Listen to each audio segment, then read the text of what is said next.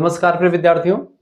आज की वीडियो के माध्यम से हम लोग चर्चा करेंगे हिंदी साहित्य बीए तृतीय सेमेस्टर के बारे में, यानी कि BA second year third semester में हिंदी में आपको हिंदी गद्य पढ़ना पड़ता है। प्रथम सेमेस्टर में आप लोगों ने हिंदी साहित्य के बारे में समझा, यानी हिंदी काव्य के बारे में, हिंदी साहित्य का इतिहास समझा। सेकंड सेमेस्टर में कार्यालय हिंदी और कंप्यूटर समझा। कुछ विश्वविद्यालय में हिंदी साहित्य का इतिहास प्रथम सेमेस्टर में और हिंदी काव्य सेकंड सेमेस्टर में शामिल है, जैसे कि दीनदयाल उपाध्याय गोरखपुर विश्वविद्यालय। थर्ड सेमेस्टर में हिंदी गद्य आपको पढ़ना पड़ता है और हिंदी गद्य में आपको मैंने सिलेबस बता रखा है। इसमें तमाम कहानियां संकलित हैं। इकाई संख्या 4 में लगभग 5 से 6 कहानियां हैं। उन पांचों छह कहानियों से क्वेश्चंस लगातार परीक्षा में आते हैं, यानी कि लगभग में 25 से 30 नंबर का क्वेश्चंस या 20 से 30 नंबर का क्वेश्चंस इस यूनिट से अकेले आता है, कहानी वाले से। इसलिए मैं इन कहानियों पर पहले फोकस कर रहा हूं ताकि इनको मैं समझा दूं पूरी कहानियों को। इससे पहले एक कहानी आपने देख ली होगी जिसका नाम था पंच परमेश्वर, मुंशी प्रेमचंद जी की पहली कहानी। अब उसमें वीडियो में मैंने बताया था कि मैं एक ऐसी प्रेम कथा के बारे में चर्चा करूंगा इस कहानी के माध्यम से, जो केवल एक प्रेम कथा नहीं बल्कि एक ऐसी प्रेम कथा है जो आज के युग में देख पाना मुश्किल है। आज के लड़के लड़कियों का प्रेम एक दूसरे टाइप का प्रेम है। एक ऐसा प्रेम, एक तरफ एकदम से हीरा मन, एकदम से 40 वर्षीय काला चिट्ठा गवई एकदम से व्यक्ति है जो बैलगाड़ी चलाता है, और दूसरी तरफ एक गुलाब की पंखुड़ियों जैसी कोमल और नाजुक त्वचा वाली एक ऐसी स्त्री है जो कि नृत्यांगना है, जो कि एक तवायफ कह सकते हैं, जो नाचती है, जो नृत्य करती है, आज के युग में डांस करती है। वो नृत्यांगना जो है, जब उस बैलगाड़ी चलाने वाले उस काले चिट्ठे 40 वर्षीय व्यक्ति से बातचीत करती है और बड़े ही लहजे में बात करती है, हीरा मन के दिमाग में बातें चलती हैं कि बताओ, आज तक कोई लड़की हमसे सही मुंह बात भी नहीं की, और ये इतनी खूबसूरत बला हमसे ऐसे बात कर रही है। हीरा मन पिघल जाता है। हीरा मन के मन में एक अपार श्रद्धा और एक ऐसी रिस्पेक्ट उस स्त्री के लिए जगती है जो आज के परिवेश में दैट इज इम्पॉसिबल, संभव नहीं है।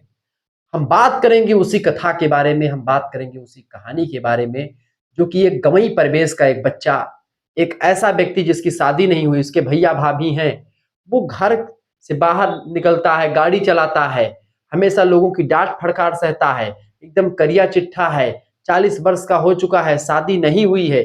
उस ऐसे व्यक्ति की मनोदशा क्या होगी, आप जरा सोचिए। आपकी गर्लफ्रेंड छोड़ के चली जाती, 2 दिन फोन नहीं करती है, आप एकदम से बौखला जाते हैं, और 40 साल तक जिसकी शादी ना हुई हो उससे पूछिए उसके मनोभाव पर, या उसके दिल और दिमाग पर, या उसके शरीर पर क्या बीत रही होगी, वो क्या सोच रहा होगा। तो उस मनोभाव को फणीश्वरनाथ रेणु जी ने जिस तरीके से दिखाने का काम किया है, वो शायद ही कोई दूसरा लेखक दिखा पाता। आंचलिक कहानी में सबसे जबरदस्त आंचलिक कहानियों में से एक है। नेपाल और बिहार के सीमा के आसपास ये कहानी है। चर्चा करेंगे 3 कस्में कौन कौन, सब कुछ आपको इतनी बारीकी के साथ बताऊंगा कि आज के बाद तीसरी कसम कहानी आपके दिमाग में होगी। ठीक है, आपको इंटरेस्टिंग तरीके से समझाने का प्रयास रहेगा। मेरा आपकी बार पढ़ाने का ऐसा मुद्दा है कि आपको एकदम से इसमें रमा दिया जाए, आप घुल मिल जाओ, आप कहानी में उतर जाओ, ऐसा पढ़ाने का प्रयास। अगर आप हिंदी साहित्य के अच्छे स्टूडेंट हैं, आप, मैं दावा कर सकता हूं कि इस कहानी के लास्ट तक इस वीडियो को आपको छोड़ करके जाने नहीं दूंगा। ये प्रबल दावेदारी के साथ मैं कह रहा हूं, ये बात ध्यान रखेंगे। और लाइक नहीं करने का मन होगा तो भी आप लाइक करके जाओगे, ये बात आप ध्यान रखिएगा। इतनी जबरदस्त तरीके से पढ़ाने वाला हूं। ऐसी कहानी का विश्लेषण आज से पहले आपने नहीं देखा होगा बीए के क्षेत्र में। बेसिकली आइए चर्चा करने का प्रयास करते हैं। हिंदी साहित्य बीए तृतीय सेमेस्टर नया बैच शुरू हो चुका 2026-27 के लिए। जुड़ने के लिए संपर्क करें हमारे नंबर से। अभी मैं आपको बताऊंगा नंबर क्या है और कैसे जुड़ना है आपको हमारे कोर्स से। पूरी डिटेल्स जानकारी आपको दूंगा। हिंदी गद्य इकाई संख्या 4 में हिंदियों में जो दूसरी कहानी में पढ़ रहा हूं आज, अध्याय संख्या 2 मान सकते हैं, मतलब की इकाई संख्या 4 की कहानी है तीसरी कसम, और इसका दूसरा नाम भी है मारे गए गुलफाम। ठीक है, लिखा किसने है? फणीश्वरनाथ रेणु जी की कहानी है, ये बात आप ध्यान रखेंगे। इस पर फिल्म भी बन चुकी है, मैं बताऊंगा कौन सी फिल्म बनी है।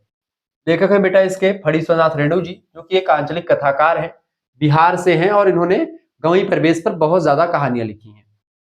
प्रकाशन इस कहानी का हुआ बेटा कब? प्रकाशन वर्ष इसका सन 1954 में हुआ। ठीक है, 1954 में इस कहानी का प्रकाशन हुआ। विधा की अगर बात करें तो आंचलिक कहानीकार है। ग्रामीण परिवेश पर आधारित कहानियों को आंचलिक कहानी कहा जाता है। ये आंचलिक कहानी है। विशेष इसमें क्या है, इस कहानी पर 1966 में बेटा क्या बन चुकी है, एक फिल्म बन चुकी है इसी नाम से, तीसरी कसम नाम से। राज कपूर साहब ने उसमें हीरो की भूमिका नहीं, हीरामन की भूमिका निभाई है। और वहीदा रहमान नाम की जो अभिनेत्री हैं उस समय की, उन्होंने हीराबाई की भूमिका निभाई है। अभिनीत जो है अभिनीत फिल्म यानी अभिनीत मतलब कि इन दोनों के द्वारा अभिनय किया गया है, मंचन किया गया। तीसरी कसम नाम से जो है इसका प्रकाशन हुआ है फिल्म का, मतलब की फिल्म जो है रिलीज हुई है। बहुत पहले की फिल्म, 1966 की फिल्म, आप सोच सकते हो कितनी पुरानी। परिचय इस कहानी का लिखिए। फणीश्वरनाथ रेणु की यह कहानी ग्रामीण जीवन की सादगी, प्रेम की निश्चलता, यानी प्रेम में कोई छल कपट दंभ पाखंड और कोई मोह जो है आर्थिक तरीके का प्रेम नहीं है, समाज की विसंगतियों को उजागर करती है कहानी। समाज में जब एक तरफ जाति, अभी मैं उदाहरण के माध्यम से आपको समझाऊंगा, मैंने सब लिख रखा है इसीलिए मैं आपको यहीं पर समझा दूंगा, तो फिर लिखी हुई चीजें आपको कैसे दिखेंगी, मैंने सब चीजें लिख रखी हैं। ठीक है, उजागर कर। तीसरी कसम एक संवेदनशील बैलगाड़ी वाले हीरामन की कहानी है, जो जीवन की घटनाओं से प्रेरित होकर के 3 महत्वपूर्ण कस्में खाता है।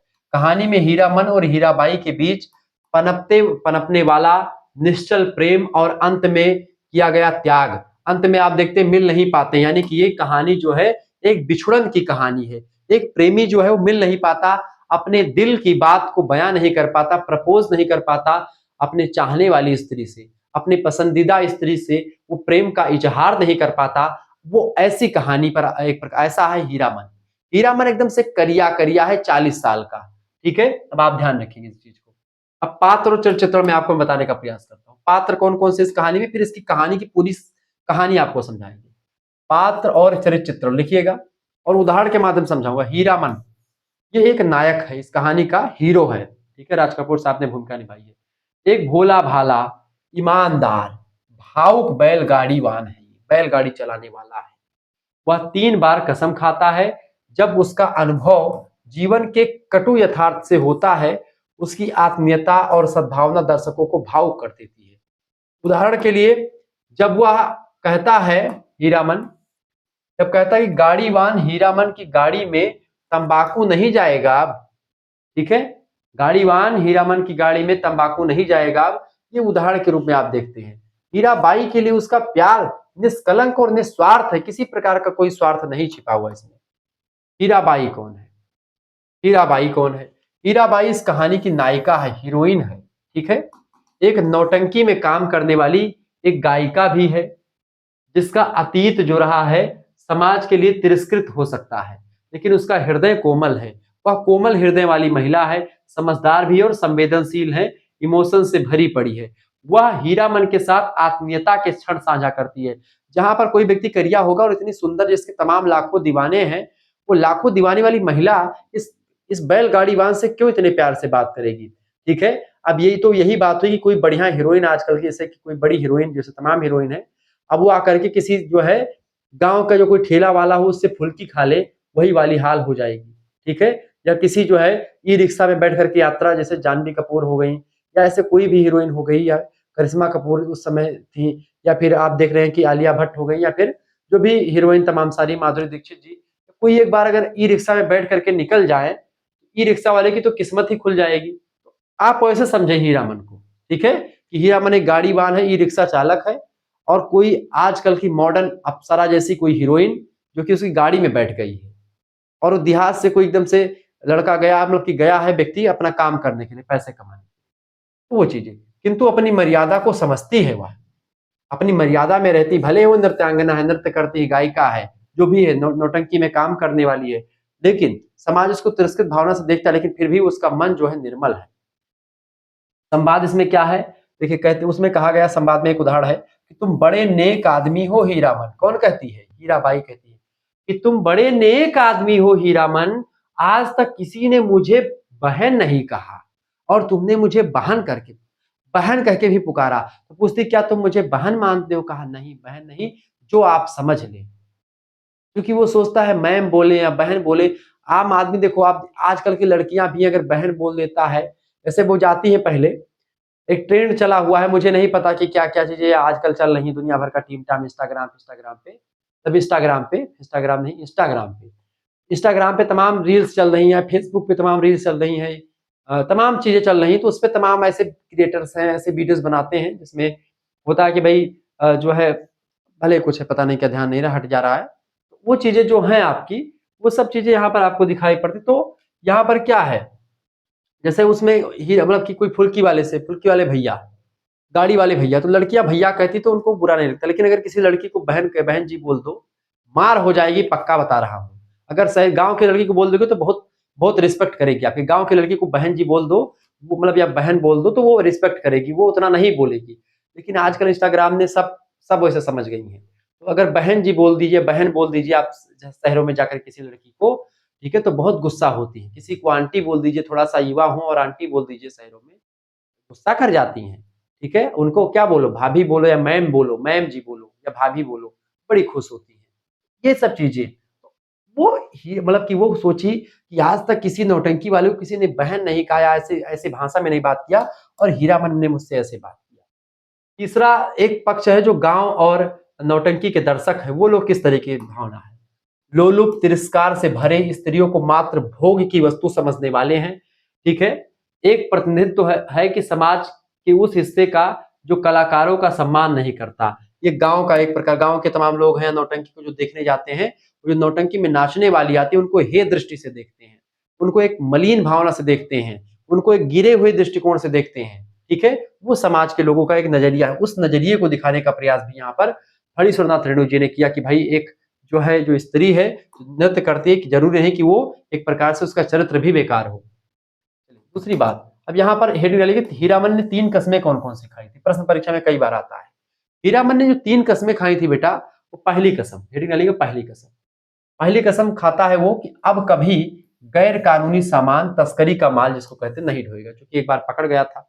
विस्तार से इसमें देखिए क्या हमने नोट डाउन कर रखा है इसकी कहानी को। हीरामन एक बार तस्करी के माल को अनजाने में अपनी बैलगाड़ी में लाद करके ले जाता है। पुलिस पीछा करती है उसका, और हीरामन जैसे-जैसे वहां से जैसे-तैसे भाग करके निकल जाता है। यह घटना उसे भीतर से झकझोर देती है और वह समझ जाता है हीरामन कि ईमानदारी और चैन की नींद सबसे बड़ी चीज है। चाहे 10 रुपया कमाएंगे लेकिन वो खुशी से खाएंगे, ठीक है? नून रोटी खाएंगे, जिंदगी संग ही बिताएंगे। गाना चला है भोजपुरी में, ऐसे समझो नून रोटी खाएंगे लेकिन तस्करी का माल नहीं बेचेंगे, ठीक है? इसलिए वह कहता है कि अब कभी किसी की गैर कानूनी चीज को गाड़ी में नहीं ला देगा वह, चाहे वो कितना पैसा दे दे, कुछ भी हो जाए। यह कसम उसकी नैतिकता यानी मोरलिटी और आत्मसम्मान सेल्फ जो है रिस्पेक्ट को दिखाता है। किसके? इस गाड़ीवान की। जो गाड़ीवान गरीब है, जिसके पास पैसा नहीं, वो चाहे तो तस्करी का माल लाद करके ले जाए, लेकिन पुलिस से एक बार फटकार पड़ती है उसके बाद में दोबारा नहीं करता है। एक समय ऐसी हीरा मन वाली स्थिति मेरे जीवन में भी आई है।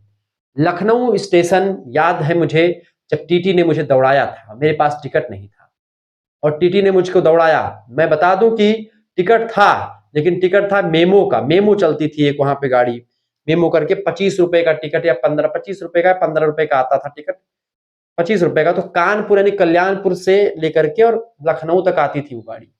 मेमो जो बहुत धीरे धीरे चलती, बिजली चलती थी, वो धीरे धीरे चलती थी, ठीक है? मतलब तो वो गाड़ी बीच में रुक गई और पता चला कि गाड़ी आगे नहीं जाएगी, कुछ मामला था, तो किसी छोटे स्टेशन पर रुक गई कि अभी 1-2 घंटे खड़ी रहेगी, फिर उसके बाद निकलेगी। पता चला तब तक एक बगल से सुपर फास्ट एक्सप्रेस वगैरह जो भी निकल रही थी, गाड़ी निकल रही थी, और वो गोंडा डायरेक्ट आ रही थी जहां मुझे आना था।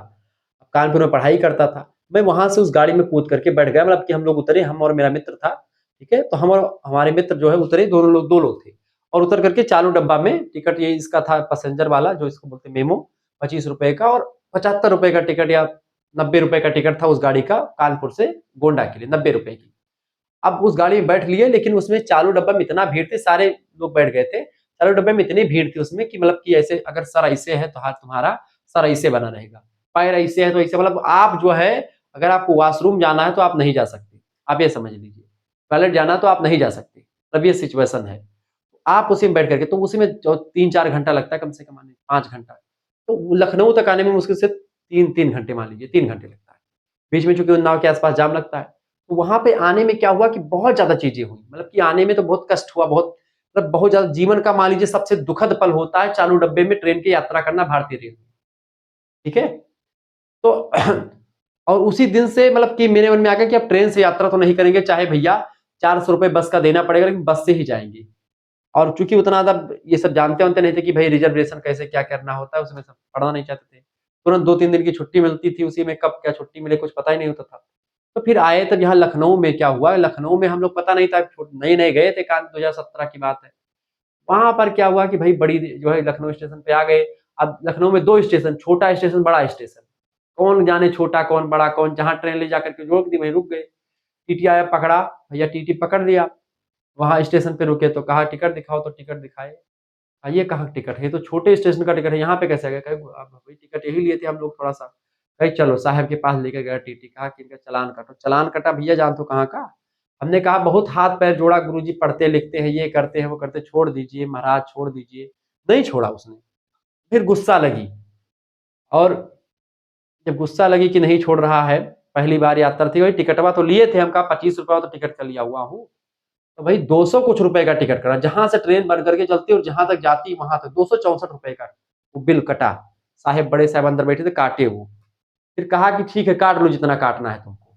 तब लगा, चूंकि आत्मसम्मान से खिलवाड़ या समझौता कभी नहीं करते हैं, चाहे वही नोन रोटी खाएंगे। तो हीरा मन भी वही व्यक्ति है, कुछ भी है हम नहीं मिलेगा हम चलेंगे, लेकिन कभी ऐसा नहीं करेंगे। उसी दिन से मैंने भी कसम खा ली, ऐसे कान पकड़ लिया उसी के सामने कि आज के बाद में मैं ट्रेन से यात्रा करूंगा तो चालू डब्बे में यात्रा नहीं करूंगा। पहली बात तो मैंने शाम से बता दिया कि मैं इतना मेहनत से मतलब इतना जो है तकलीफ से आया हूं, और भी कल्याणपुर से, कल्याणपुर के आगे रावत कुछ पड़ता है, उसके आगे थोड़ा सा वहां से बैठा हूं, और मुश्किल से अभी ज्यादा दूर आया भी नहीं हूं, लखनऊ पहुंचा हूं, उसका आपने 264 ले लिया है।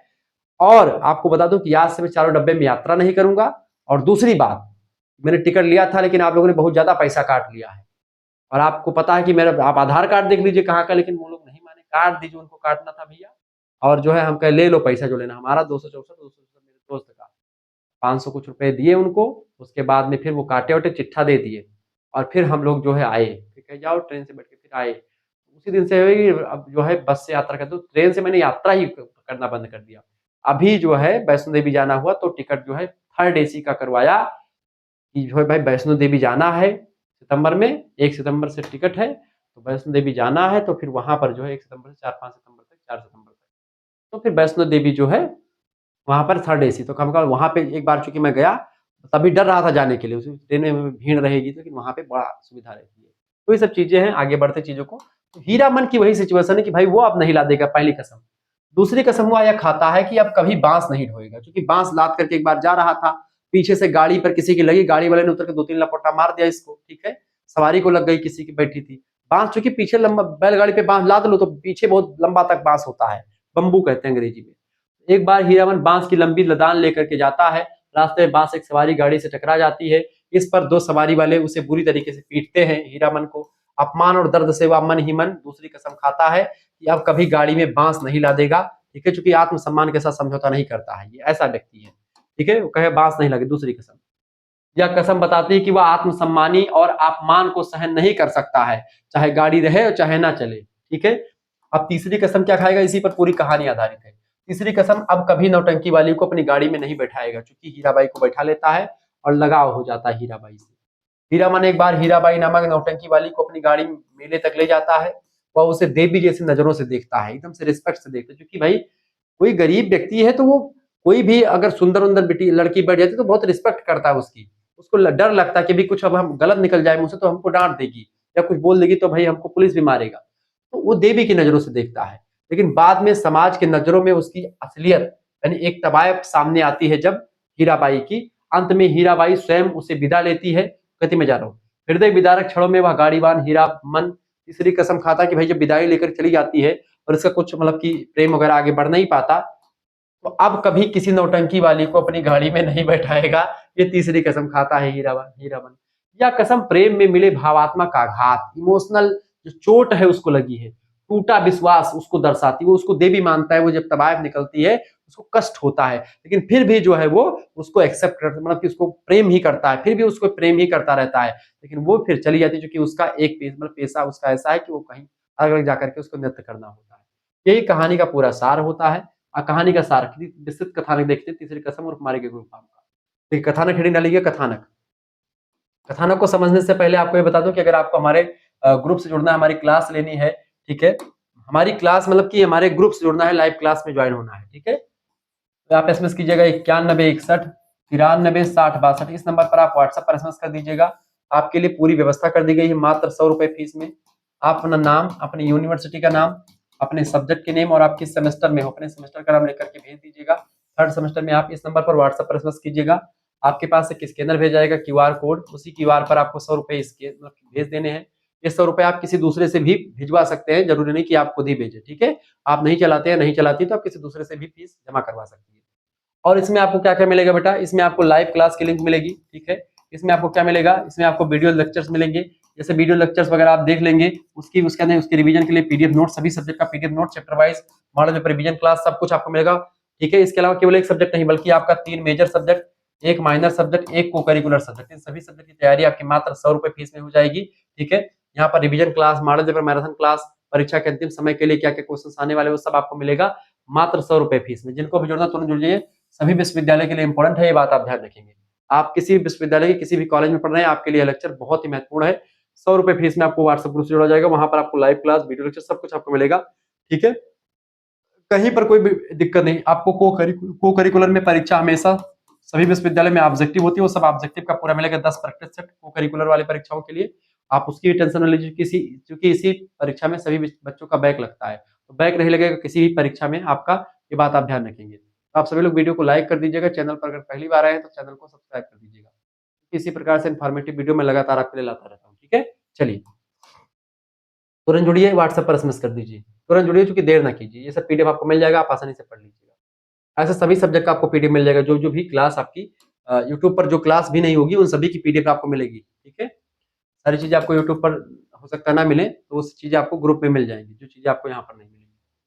कहानी की शुरुआत होती है एक सरल भोले भाले ग्रामीण गाड़ीवान से, हीरामन से जिसका नाम है, जो अपनी बैलगाड़ी के साथ मेलों में सामान और सवारी ढोने का काम करता है। उसकी दुनिया ईमानदारी, भोलेपन और लोक परंपराओं से जुड़ी हुई है। लोक परंपराओं को मानता है, भोला है, ईमानदार है, ठीक है। उसे अब तक 2 कसम खा चुकी है, या खानी पड़ी, जो मैंने आपको ऊपर बता दी। पहली जब वह जंगल में तस्करों का माल ले गया और पकड़ा गया, दूसरी जब उसे चूना लाद करके शहर ले जाता है, ठीक है। दूसरा चूना लाद करके नहीं, दूसरी कसम उसका खाता है जब वो बैलगाड़ी में की वो क्या नाम है, बांस लाद करके शहर ले जाता है। और जो है ये थोड़ी सी गलत हो गई, ये थोड़ा सा लाइन हटा दीजिएगा। और इस तरीके से तीसरी कसम खाता है, खाने से डरता है, पर उसे नहीं पता कि उसकी जो है यह यात्रा उसे एक नई मानसिकता और संवेदना की ओर ले जाएगी, ठीक है। और इस तरह की चीजें होती हैं। हीराबाई की पहली झलक। कथानक की शुरुआत होती हीराबाई की झलक से। कहानी का पहला मोड़, हीराबाई की झलक। हीराबाई आती है, एक गाड़ी बैठा होता है, गाड़ी बढ़िया सजाया उजाया रहता है, गाड़ी में इसके जो है बढ़िया तरीके से पूरी व्यवस्था है। एक दिन मेले के समय उसे एक सवारी मिलती है, ठीक है। मेले में चूंकि नौटंकी करने के लिए आती है, हीराबाई नाम की सवारी, एक सुंदर, शालीन लेकिन रहस्यमयी महिला, जिसके तमाम रहस्य छुपे हुए हैं जिसके अंदर। जब उसे पता चलता है हीरामन को कि वह एक नाचने वाली है, तमाशा कंपनी की कलाकार है, तो वह थोड़ी देर के लिए झिझकता है। थोड़ी देर के लिए वो, उसे चूंकि समाज की मानसिकता है कि नौटंकी वाली को एक प्रकार से कोई इतने रिस्पेक्ट से नहीं बात करता। जब हीरामन बात करता सही से, लेकिन जब उसको पता चलता कि ये एक प्रकार से तवायफ है या नाचने वाली है, तो उसको थोड़ा झिझकता है। लेकिन फिर भी वह झिझकने के बाद में फिर भी वो समाज के मापदंड या समाज के जो मूल्य हैं उनसे इतर हो जाता है, और समाज के जो बनाए गए नियम हैं उन नियमों को तोड़ता भी है। यानी कि वो समाज जिस दृष्टिकोण से हीन भावना से देखता है ऐसी लड़कियों को, वो हीन भावना से नहीं देखता है, बस केवल झिझकता है। उसने कभी भी किसी नाचने वाली को सम्मान की दृष्टि से कभी नहीं देखा था इससे पहले। लेकिन हीराबाई का शिष्ट व्यवहार जो था, नर्म आवाज जो थी उसकी कोमल मधुर, और साफ सुथरा व्यक्तित्व जो था उसको हीराबाई का, वो उसको चौंकाता था। और वह व्यक्ति जो गांवई मानसिकता से निकला है, उसने एक प्रकार से हीराबाई की जो संवेदना है, हीराबाई की जो मानसिकता है, जो उसका एक प्रकार से आत्मसम्मान है, उसको पहचाना। हीराबाई को न केवल शारीरिक दृष्टिकोण से देखा उसने, इतनी सुंदर है, गाड़ी में बैठा करके जा रहा हूं, तो उसको भोग की दृष्टि से नहीं बल्कि एक आत्मिक प्रेम की दृष्टि से देखता है। वो है हीरामन, ठीक है। ऐसी कहानी है ये। ठीक है? और आगे प्रेम कैसे बढ़ता है। यात्रा का आरंभ होता है बबुआ, यात्रा बढ़ती है धीरे-धीरे। अब कोई नई कन्या आकर के आपके भी गाड़ी में बैठ जाए, आप चला रहे हो मान लेते हैं, तो आप शीशा बहुत लोग तो शीशे में देखते रहते हैं कि भाई यहाँ कौन बैठा है। आप कहीं बैठ के जा रहे हो, बगल में कोई आकर के बैठ जाए, तो आप एकदम से प्रफुल्लित हो जाते हैं। तो ऐसे ही हीरामन तो अकेले अपनी गाड़ी में उसको बैठा करके ले जा रहा है, बैलगाड़ी में, और लंबी यात्रा है, पूरी रात चलनी है। उसमें महुआ घटियारिन का गीत गाता, तमाम गीत गाता है वो, उसको गीत सुनाता है, तमाम वार्तालाप होते हैं, तमाम वार्तालाप, तमाम बातें कहानियां होती हैं, ठीक है। देखिए, यात्रा का आरंभ होता है बेटा भावात्मक जुड़ाव, यानी यहीं पर इमोशनल जो है कनेक्टेड होता है हीरामन हीराबाई से। हीरामन बैलगाड़ी को जैसे दुल्हन की तरह सजाता है, जब उसको पता चलता है, वैसे पहले भी सजाता है ये।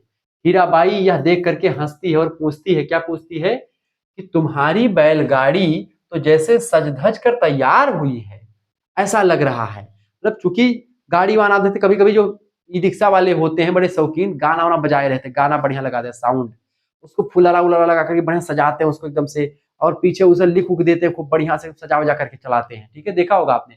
ऐसे हीरामन भी था, वो चला रहा था। तो ये पूछती है कि तुम्हारी बैलगाड़ी तो जैसे सज धज कर तैयार हुई है। हीरामन शर्मा जाता है और शर्मा करके क्या कहता है, कहता है, ऐसे शर्माता होगा जैसे शर्माना होगा, शर्माता है और कहता है कि पहली बार ऐसा है कि कोई सवारी सज धज कर बैठी है, तो बैल भी खुश हो चुके हैं। यानी बैल भी एकदम से प्रफुल्लित हैं कि आज जो है हमारी जो है गाड़ी में एक सुंदर सी कन्या बैठी हुई है, एक सुंदर सी स्त्री बैठी हुई है। आज बैल भी खुश हैं, आज गाड़ी भी खुश है, इसीलिए गाड़ी सजी धजी है। इस तरीके से कथानक आगे बढ़ता है, वार्तालाप होती है, और इस तरीके से बहुत एकदम से एक लगाव, एक जुड़ाव टाइप का बातचीत होना शुरू हो जाती है दोनों के बीच में। और बढ़िया अपने अब गाड़ी को हाँकता है, कैसे हाँकता है, और वो जैसे पूछती है, वो जैसे आप एक मूवी देखे होंगे गुंजन और चंदा वाली मूवी, देखा कभी, क्या नाम है, नदिया के पार, उसमें जब वो चंदन जाता है अपने भैया के साली को बैठा करके, वो लाता है उनके घर में, घर के लिए, तो बैलगाड़ी लेकर के जाता है। तो वहां पर क्या होता है, बैलगाड़ी लेकर के जब चलता है चंदन, तो गुंजा पूछती है उससे कि कौने दिशा में लेके चला रे बटोहिया, ये बटोही किस दिशा में लेकर के हमको चल रहा है, ठीक है। तो वो कहता है, वो गाना, मतलब गाना में आप देखो कितना सुरीला वो गाना, देखिए ऐसे ही गाने आप देखते हैं, ठीक है। इसमें तमाम गाने और आपको मिलेंगे, मूवी जो बनी उसमें गाने भी हैं। तो ऐसे में महुआ घटियारिन का वैसे गीत गाता है, लेकिन जो गीत आप देखेंगे बेटा, वो गीत थोड़ा दूसरी टाइप का भी आपको मिलेगा। एक मिनट रुकिए,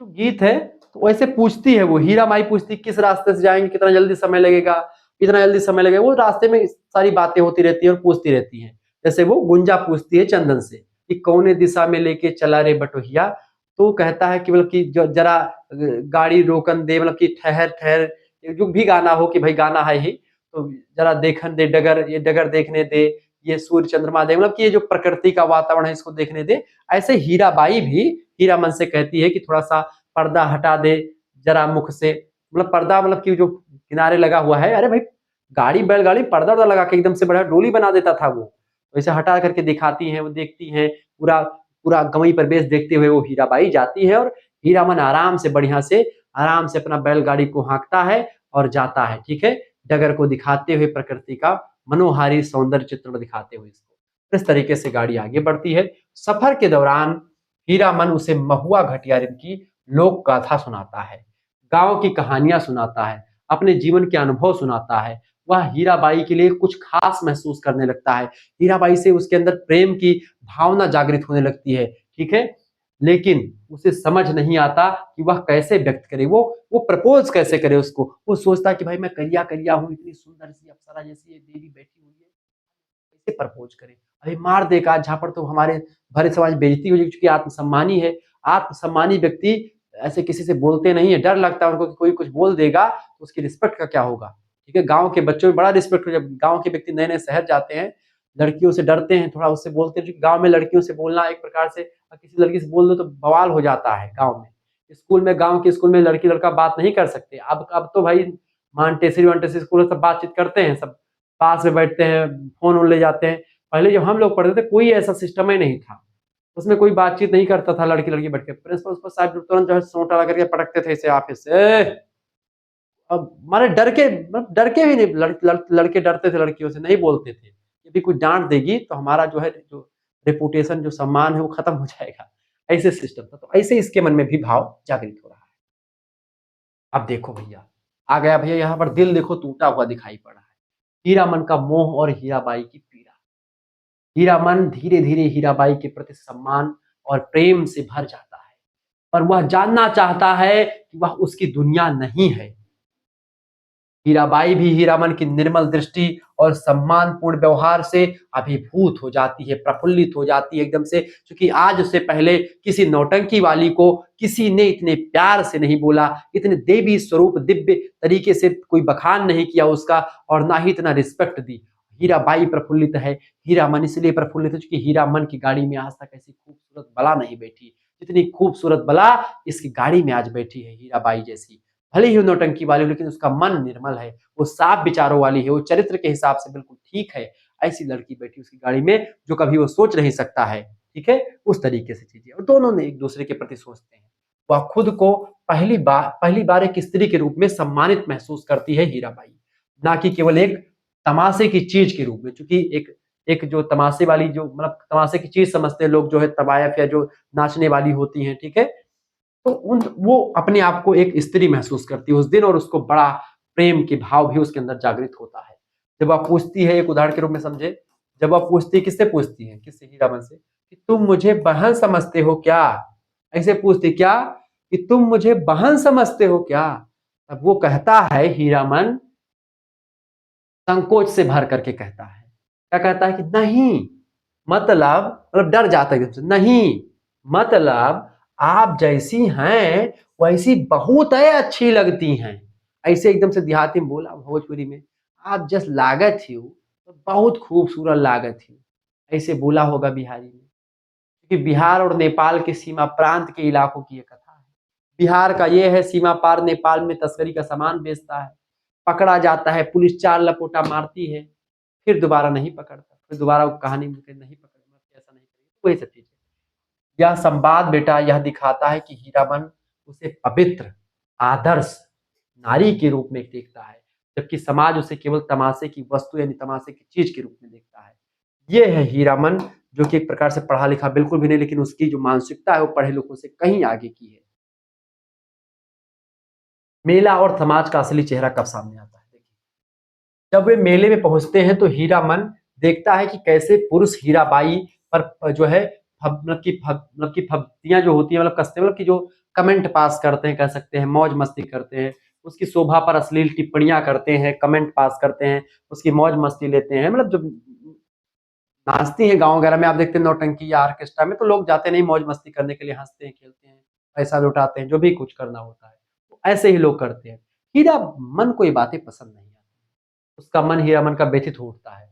वह वही हीराबाई है जो उसकी नजर में सम्मान की मूर्ति थी, और उसी हीराबाई को जब वो जाकर के मेले पहुंचाता है, जब वो नाचती है, उसको देखता है, तो इसका मन जो होता है एकदम से क्रोधित होता है। ये सोचता है कि बताओ, हम जो है ऐसी तमाम चीजें होती है, इसके दिमाग में तमाम अंतर्द्वंद चलता रहता है इस चीज।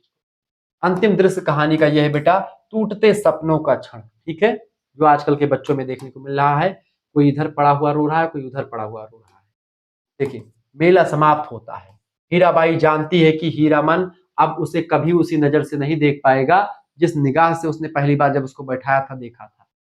अगर अब कहती है कि अगर सब लोग तुम्हारे जैसे होते तो शायद मुझे नाचने वाली नहीं बनना पड़ता। ये हीराबाई कहती है हीरामन से कि अगर तुम्हारे जैसे सब लोग होते तो मुझे नाचने वाली नहीं बनना पड़ता। हीरामन जो है चुपचाप अपनी बैलगाड़ी में लौट आता है। अब वह तीसरी कसम खाता है हीरामन कि अब कभी भी किसी नाचने वाली को सवारी नहीं बनाऊंगा, ये प्रण लेता है। और तीसरी कसम यही है बेटा, यहीं पर कहानी समाप्त हो जाती है, द एंड होता है। यह बात आप वीडियो को लाइक कर दीजिएगा, चैनल को सब्सक्राइब कर दीजिएगा। कहानी केवल खत्म होती है बेटा, लेकिन अभी क्लास नहीं खत्म होती, ये बात आप ध्यान रखेंगे। क्लास अभी और मैंने रखी है। यह कसम बेटा जब तीसरी कसम खाता है वो, यह कसम उसके हृदय की टूटन और संवेदना का प्रतीक बन जाती है। कहानी वहीं समाप्त होती है, लेकिन पाठक के मन में हीरा मन की जो मायूसी मासूमियत है और हीराबाई की जो करुणा की गूंज है, वो पाठक के दिमाग में रह जाती है। अब पाठक जो है, जो पढ़ने वाला होता है, वो ये नहीं जान पाता कि क्या हीराबाई का मिलन करवाना चाहिए था हीरामन से लेखक को कि नहीं करवाना चाहिए था। यहाँ पर जो प्रेमी, जो युगल होंगे, प्रेमी प्रेमिका होंगे, उनका मन होगा कि हीरामन और हीराबाई आपस में मिल जाते, लेकिन समाज जो है इस चीज की इजाजत शायद ना देता रहा हो उस समय। ठीक है, भाषा शैली कैसी, अभी मैं निष्कर्षतः बताऊंगा चीजों को, आप तब तक सोचिए कि क्या मिलना चाहिए हीरामन हीराबाई को। आप क्या चाहती हो, कमेंट करके बताओ कि हीरामन और हीराबाई आपस में मिले कि ना मिले, उनका पैचअप हो जाए कि ना हो। बाद में बताऊंगा कि होना चाहिए कि नहीं होना चाहिए, और क्यों नहीं होना चाहिए, क्यों होना चाहिए। भाषा शैली कैसी, देखिए फणीश्वरनाथ रेणु की भाषा शैली सबसे बड़ा वैशिष्ट उसकी आंचलिकता, यानी कि वो कहानियों में जब भी पात्र आता है कोई गवई पर, जैसे जब हीराबाई बोलती है तो वो तो शुद्ध हिंदी बोलती है, लेकिन जब हीरामन बोलता है तो गवई परिवेश में एकदम बिहारी बोलता है, भोजपुरी बोलता है। उन्होंने ग्रामीण भारत की मिट्टी से जुड़ी भाषा का उपयोग किया है। इस कहानी में बिहार, झारखंड, पूर्वी उत्तर प्रदेश की लोग बोले जैसे भोजपुरी, मगही, मैथिली, इन सभी का गुण आपको आत्मीय प्रयोग तरीके से दिखेगा, मतलब ठीक ठाक तरीके से भाषा का। भाषा की विशेषताएं, सबसे पहली बात, इनकी भाषा में क्या है, आंचलिकता का गहरा प्रभाव है। कहानी की भाषा में क्षेत्रीयता और ग्रामीणता पूरी तरह झलकती है कहानी में, जैसे कि ई कारे हीरा, ऐसे मतलब वो जो आपके उनके जो हैं आसपास, मतलब और बैलगाड़ी वाले वाले तो होते हैं, कोई एक ऐसा नहीं कि यही था, लेकिन तो इसके जो और बैलगाड़ी वाले होते हैं वो इनके दोस्त वगैरह, वो भी इनसे कहते भाई इतनी सुंदर, पूछते नहीं, तो वही चीज है यहाँ पर पूछते, इकारे हिरवा या हीरा, तहारा बैलवा में तब बड़ गुड़ मतलब कि बड़ गुड़ बांटे, यानी कि बहुत गुड़ बांटे तोरे बैलवा में, ऐसा। तो हे उसका मित्र कहता कि ये कारे हीरा, कारे मतलब ऐसे बिहार में या अवध प्रांत में रे वो बोला जाता है छोटे बच्चे, ई कारे हिरवा या हीरा, तहारा बैलवा में ता बड़ गुड़ बांटे, बड़ माने कि बहुत ज्यादा गुड़ बांटे, बहुत क्वालिटी वाला बैल है आपका, अच्छा बैल है। दूसरी विशेषता, लोक जीवन के मुहावरे और लोक कहावतें भी भाषा में आपको दिखेंगी। रेणु ने ग्रामीणों की स्वाभाविक वाणी को रखा है जिसे पात्र जीवंत लगते हैं। उधर जैसे कि आप देखेंगे यहाँ पर, अरे भाई, अरे भाई तोहरी बैल ता खाटी मलदहिया लागे है। खाटी मलदहिया मतलब कि बहुत एकदम तंदुरुस्त है बैल, ऐसा बताते हैं। हम तोहरे भांति के मनई न देखनी, तोहरे भांति मतलब तोहरे प्रकार का आदमी नहीं देखा आज तक, ऐसा। तो ये बिहारी भाषा है, भोजपुरी भाषा में आप देखते लिखा हुआ है। संवेदना और काव्यात्मक भाषा का भी प्रयोग है। कई संवादों में बेटा आप देखते हैं कि वर्णों में काव्यात्मक गहराई, जिसमें कहानी में सौंदर्य जुड़ता है और जो है वहां काव्यात्मकता भी दिखती है। चौथी विशेषता, प्रांजल और बोल चाल की भाषा। भाषा क्लिष्ट नहीं है, बिल्कुल सीधे साधे सरल भाषा का प्रयोग है। भावुक ग्रामीण पात्रों की तरह भाषा भी सहज और भाव प्रवण है। भाव भाव के हिसाब से भाषा जो होती है एकदम से आई है, उसमें कोई इनोवेशन, कोई कठिनता, क्लिष्टता का प्रयोग नहीं किया गया है। और आंचलिक कहानीकारों की यही विशेषता रही। बेसिकली फणीश्वर नाथ रेणु जो है हिंदी के सबसे महान आंचलिक कथाकार हैं, और उनकी कहानियों में आप देखेंगे, चाहे ये कहानी हो आपकी तीसरी कसम, और चाहे इनकी एक कहानी और है आपने पढ़ी होगी इंटर कॉलेज में, मतलब इंटर में या हाई स्कूल में, भले कुछ नाम उस कहानी का, पंचलाइट कहानी, पंचलाइट भी पढ़िएगा तो ऐसी कहानी वो भी है। ठीक है, प्राकृतिक चित्रण में जैसे मुनरी और गोधन की कहानी है, प्रेम कथा भी वो भी है। प्राकृतिक चित्रण में भाषा की सुंदरता, नदियां, खेत, मेले, रात का धुंधकाल, ठीक है, ये सभी का वर्णन जो है अत्यंत भावात्मक और चित्रात्मक तरीके से किया गया है। संवाद शैली कैसी बेटा इसमें, देखिए रेणु की संवाद शैली संवादों को केवल बातचीत तक सीमित नहीं रखती है, बल्कि ये संवाद पात्रों के अंतर्मन, उनके संस्कार और उनके इमोशंस को दर्शाते हैं, उनकी भावनाओं को दिखाते हैं। ठीक है, विशेषता लिखिएगा संवाद शैली की। विशेषता क्या है, देखिए स्वाभाविकता है और जीवंतता है। संवाद इतने स्वाभाविक है इनके कि पाठक स्वयं को घटनाओं के बीच खड़ा अनुभव करता है। जब मैंने कहानी आपको बता रही थी तो आपको लग रहा होगा कि हीरामन और हीराबाई जा रहे हैं, हम भी बगल से देख रहे हैं कहानी को, ठीक है, अपने आप की महसूस, अपनी कहानी महसूस होगी। चरित्र निर्माण में सहायक, संवादों के माध्यम से हीरामन की भोली आत्मा और हीराबाई की पीड़ा झलकती है। जैसे यहाँ पर एक उदाहरण के माध्यम से समझे, हीरामन कहता है कि तुम्हारी आंखों में कुछ बात है, हम तो देखे रह गए, हम तो देखते ही रह गए, देख रहे मतलब हीराबाई से कहता है कि तुम्हारी आंखों में तो कुछ बात है। ठीक है, तीसरी बात, संवेदनशीलता का संप्रेषण। देखिए पात्रों की भावनाएं शर्म, आदर, प्रेम, पीड़ा संवादों के माध्यम से पाठक तक संप्रेषित होती है। ठीक है, यानी यहाँ पर शर्म भी दिखता है, हीरामन शर्माता भी है, आदर भी करता है, प्रेम भी करता है, और पीड़ा लास्ट में आपको मिलती है, मतलब कि आपको नहीं, हीरामन को। ठीक है, ये सब चीजें। गूढ़ प्रतीकों का उपयोग किया गया, संवादों में प्रतीकात्मकता भी है, जैसे कि तीसरी कसम जैसे वाक्य कहानी का प्रतीक बन जाते हैं। ठीक है, इसलिए माले के गुलफाम कहानी का शीर्षक न रख करके इसका शीर्षक तीसरी कसम रख दिया गया। चारित्रिक विशेषताएं देखिए, देखिए यह कहानी अपने पात्रों के मानवीय गुणों, संघर्ष और अंतर द्वंद के चित्रण के लिए प्रसिद्ध कहानी मानी जाती है। मुख्य चारित्रिक विशेषताओं में आप लिखिएगा, पहली विशेषता क्या है इस कहानी की? भावुकता और आदर्शवादिता पर आधारित है कहानी। हीरामन एक आदर्श पुरुष है जो प्रेम में भी मर्यादा और सम्मान को देखता है, उसको सबसे ऊपर रखता है मर्यादा और प्रेम को। वह उस समाज से अलग है बिल्कुल, जिस समाज में औरत को भोग की वस्तु समझा समझा जाता है, माना जाता है, उस समाज से बिल्कुल अलग है, उस समाज से परे है। दूसरी विशेषता, प्रेम की पवित्रता। यह कहानी बेटा, यह कहानी प्रेम की दोहातीत आत्मिक और प्रवात्मिक व्याख्या करती है, जहां प्रेम में त्याग और सम्मान की भाव अधिक है, ना कि शारीरिक भाव। शारीरिक मतलब कि जो फिजिकल चीजें होती है उस पर फोकस नहीं, बल्कि ये इमोशंस पर फोकस करता है। नारी के आत्मसम्मान का चित्रण। देखिए हीराबाई एक कलाकार होते हुए भी सम्मान और भावात्मक गहराई चाहती है, केवल यश या पुरुष की दृष्टि से नहीं। ठीक है, ये बात ध्यान रखेंगे। वो क्या करती है, नारी के आत्मसम्मान का चित्रण इसमें किया गया है। और नारी का आत्मसम्मान, हीरा मन जैसा एक गंवई व्यक्ति जो पढ़ा लिखा बिल्कुल भी नहीं, वो समाज से अलग सोच, समाज से अच्छी सोच उसकी हो जाती है। संघर्षशील जीवन का और व्यवस्था का वर्णन किया गया है।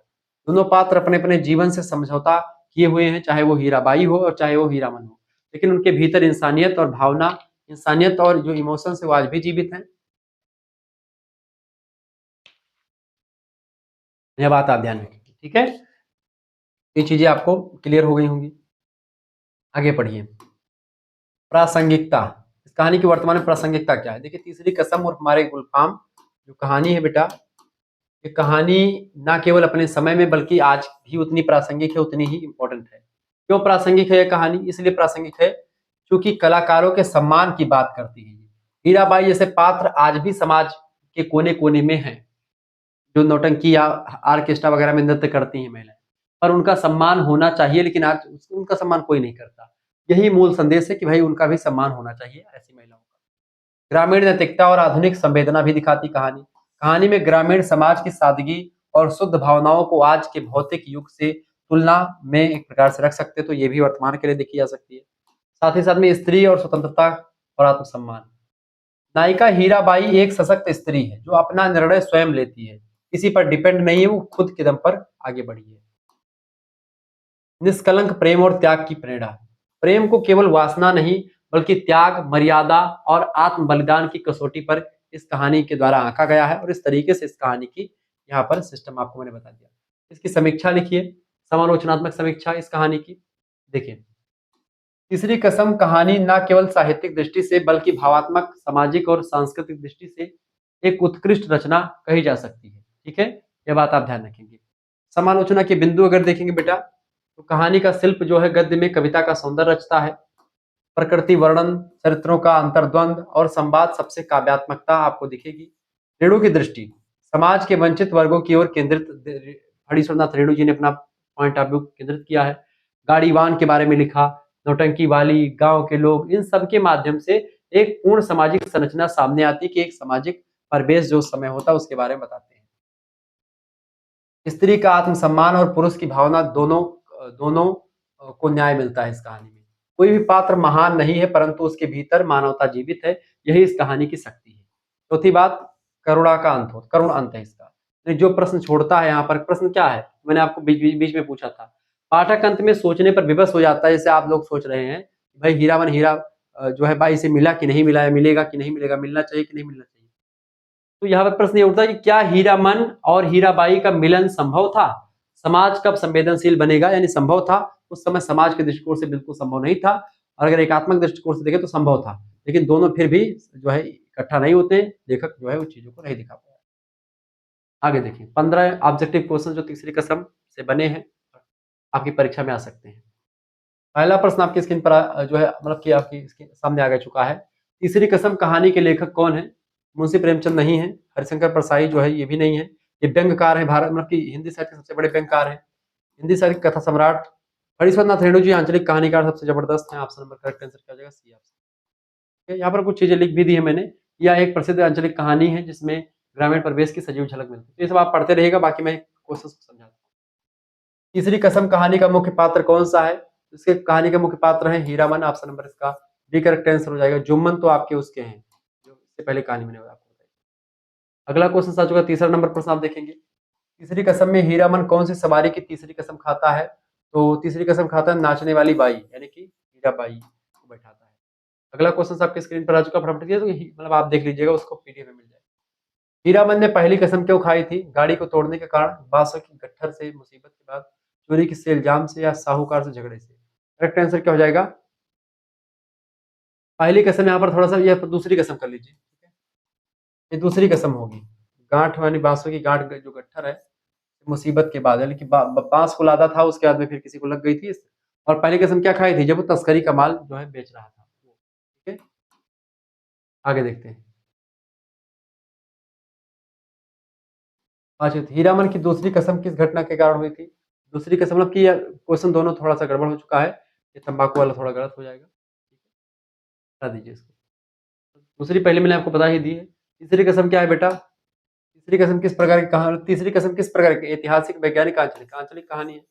Option number C correct answer हो जाएगा।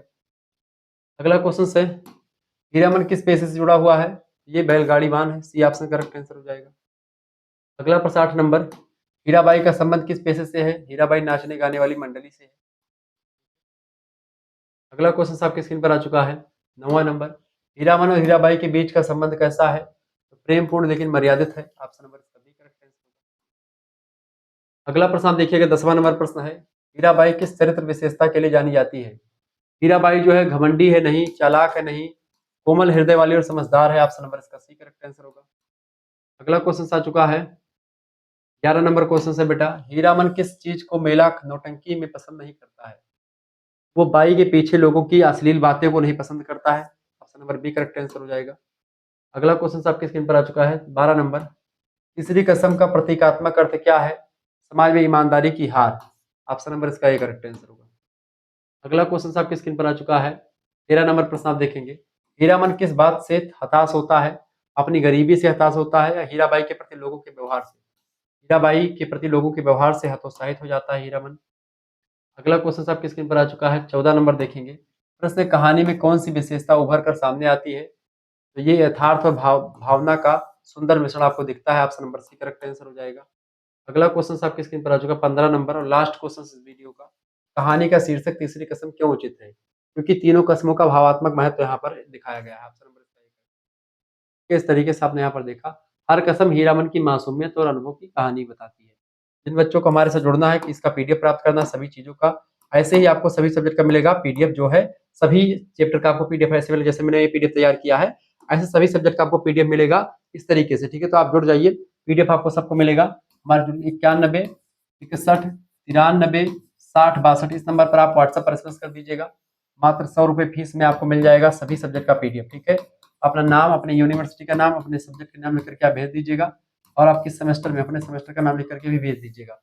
आपके पास एक स्कैनर भेजेगा, क्यूआर कोड, उसी क्यूआर कोड पर आपको 100 रुपए फीस जमा कर देनी होगी। ये फीस आप किसी दूसरे से भी जमा करवा सकते हैं, जरूरी नहीं कि आप खुद ही करें। आपके घर में कोई भी चलाता तो आप उससे फीस पेमेंट करवा सकते हैं। ठीक है, जब आप फीस पेमेंट करवाएंगे उसके बाद में आपको ग्रुप से, यानी कि व्हाट्सएप ग्रुप से जोड़ा जाएगा। वहाँ पर आपको लाइव क्लास की लिंक मिलेगी, लाइव क्लास मिलेगा। उसमें लाइव क्लास के बाद में उसकी, जैसे लाइव क्लास आप नहीं ले पाए तो वीडियो लेक्चर्स मिलेंगे। आपको वीडियो लाइव है, कुछ भी नहीं पढ़ना तो आपको पीडीएफ मिल जाएगी, ताकि आप पढ़ लीजिए। एग्जाम पॉइंट ऑफ व्यू से पीडीएफ तैयार किया जाएगा, जो एग्जाम के अंतिम दिनों में कौन सी पीडीएफ पढ़ें जो इंपॉर्टेंट हो। एक पीडीएफ एग्जाम ओरिएंटेड आएगी, मॉडल पेपर रिवीजन क्लास की, मैराथन क्लास की, उसको आप देख लीजिएगा। सभी सब्जेक्ट के लिए मॉडल पेपर की पीडीएफ आएगी, जिसमें आपको सब कुछ मिलेगा। मात्र 100 रुपए फीस में सब कुछ आपको मिल रहा है। यहाँ पर आपको क्या क्या मिलेगा, 3 सब्जेक्ट जो आपके मेजर में है, जैसे ज्योग्राफी, पॉलिटी, हिंदी है, तो उन तीनों सब्जेक्ट की तैयारी। माइनर में मानते हैं आपका ज्योग्राफी, तो माइनर की भी हो जाएगी। और को करिकुलर में आपका human values and environmental studies शामिल, तो उसका ऑब्जेक्टिव पेपर ही होता है सभी विश्वविद्यालय में। इसका 10 प्रैक्टिस सेट ऑलरेडी, या फिर जो भी मॉडल पेपर होगा, ऑब्जेक्टिव जिसका भी पेपर होगा, जिसका लिखित होगा, सभी टाइप का मैं करवाता हूँ। लेकिन को करिकुलर का सभी विश्वविद्यालय में ऑब्जेक्टिव भी होता है। मानव मूल्य एंड पर्यावरण अध्ययन को करिकुलर में शामिल है, 4th सेमेस्टर में, मतलब 3rd सेमेस्टर में, तो इसकी पूरी तैयारी आपकी हो जाएगी। इसी, यानी इसी 100 रुपए में सब कुछ आपको मिल जाएगा। ठीक है, ध्यान रखिएगा, परेशान नहीं होना है। किसी भी विश्वविद्यालय, किसी भी कॉलेज में आप पढ़ रहे हैं, जैसे राम मनोहर लोहिया विश्वविद्यालय, फिर बाद में पूर्वांचल महात्मा गांधी काशी विद्यापीठ, जनरल चंद्रशेखर बलिया विश्वविद्यालय, छत्रपति साहूजी महाराज कानपुर विश्वविद्यालय, एमजे पैरी बरेली रोहिलखंड विश्वविद्यालय, ठीक है, छत्रपति साहूजी महाराज कानपुर विश्वविद्यालय, राम मनोहर लोहिया, वीर बहादुर सिंह पूर्वांचल महात्मा गांधी काशी विद्यापीठ, महाराजा सुहेलदेव आजमगढ़ विश्वविद्यालय, जनरल चंद्रशेखर बलिया विश्वविद्यालय, सिद्धार्थ दीनदयाल उपाध्याय गोरखपुर विश्वविद्यालय, महासा कुंभरी, राजा महेंद्र प्रताप सिंह, एमजे पारे बरेली रोहिलखंड, ठीक है। और इसके अलावा सीसीएससी यानी चौधरी मेरठ विश्वविद्यालय, जननायक चंद्रशेखर, छत्रपति शिवाजी महाराज कानपुर विश्वविद्यालय हो गया आपका, डॉक्टर भीमराव अम्बेडकर आगरा विश्वविद्यालय, बुंदेलखंड यूनिवर्सिटी झांसी, ऐसे तमाम प्रकार के विश्वविद्यालय जिनकी परीक्षा लिखित ऑब्जेक्टिव कैसे भी हो, लेकिन आपकी नेशनल एजुकेशन पॉलिसी के अंदर जो सिलेबस है हिंदी गद्य का, इसमें यही चीजें पढ़नी होती है। मिलते हैं फिर नेक्स्ट वीडियो, तब तक के लिए जय हिंद जय भारत। आप सभी का बहुत बहुत धन्यवाद। तो आज की वीडियो के माध्यम से आपने क्या समझा? आज की वीडियो के माध्यम से आपने समझा बेटा, हिंदी की 2 कहानियाँ हो चुकी हैं, जिसमें एक पंच परमेश्वर और एक या तीसरी कसम। अगली कहानी आपकी आएगी पाजेब या फिर गैंग्रीन, जो भी कहानी होगी मैं उसको समझा दूँगा, ठीक है? सभी कहानियों की पूरी विशेषता ऐसे मैं बता दूँगा और सभी ऐसे ऐसे उपन्यास का सबका आपको बता दूँगा, परेशान नहीं होना आप। धन्यवाद, मिलते हैं फिर नेक्स्ट, बहुत-बहुत धन्यवाद।